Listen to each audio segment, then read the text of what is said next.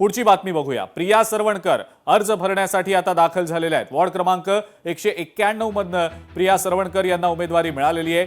ढोल ताशांच्या गजरासह कार्यकर्ते अर्ज भरण्यासाठी त्यांच्या सोबत आहेत। विशाखा राऊत आणि प्रिया सरवणकर यांच्यात थेट लढत होतीये। विशाखा राऊत यांचं राजकारण भकास असल्याची सरवणकर यांनी टीका केलेली आहे। विशाखा राऊत या जरी उमेदवार इथे असल्या तरी त्यांची 7 ते 8 वर्षात लोकांना त्यांचा चेहरा सुद्धा दिसलेला नाहीये।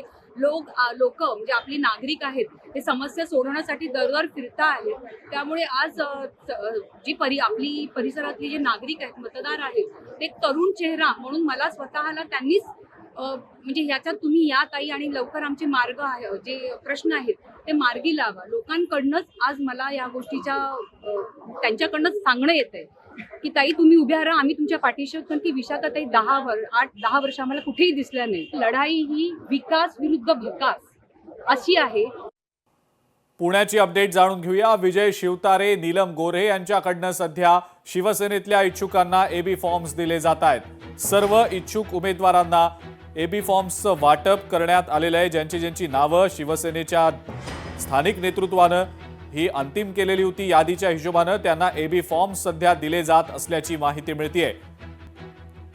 पुण्यामध्ये आपल्याला माहिती आहे महायुती जागा वाटपावरनं बिनसलेलं होतं, मात्र आता अर्ज माघारी घेण्याच्या वेळेला कदाचित काही तोडगा निघू शकेल की काय अशी चिन्ह दिसत आहेत। कारण मुख्यमंत्री, उपमुख्यमंत्री शिंदे आणि मंत्री उदय सामंत यांच्यात बैठक होणार आहे 2 दिवसात आणि कदाचित त्यातनं काहीतरी तोडगा काढता येऊ शकेल अशी चिन्ह दिसत आहेत।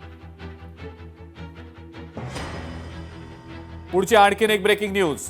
छत्रपती संभाजीनगर मधली भाजप महिला पदाधिकारी नाराज असल्याचं पाहायला मिळालेलं होतं। अतुल सावेंच्या कार्यालयाबाहेर नाराज पदाधिकारी आक्रमकपणे आपली बाजू मांडताना आपण पाहिलेलं होतं।